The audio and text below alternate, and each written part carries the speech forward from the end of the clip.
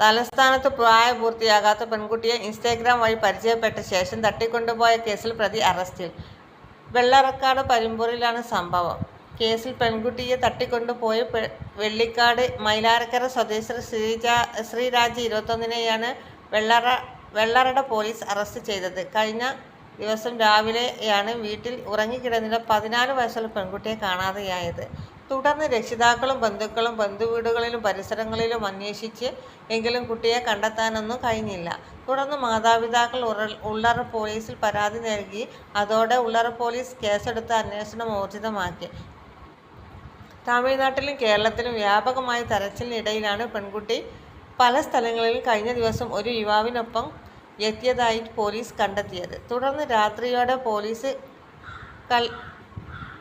കള്ളിക്കാട് മൈലാരക്കര സ്വദേശിയായ ശ്രീരാജിന്റെ വീട്ടിൽ നിന്നും പെൺകുട്ടിയെ കണ്ടെത്തുകയായിരുന്നു.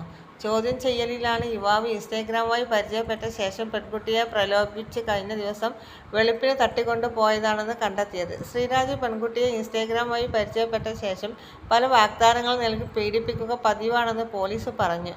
ഒരു പോക്സോ കേസിലും പ്രതിയാണ് ശ്രീരാജ്, പോലീസ് വ്യക്തമാക്കി. മജിസ്ട്രേറ്റിന് മുന്നിൽ ഹാജരാക്കി പ്രതിയെ റിമാൻഡ് ചെയ്തു.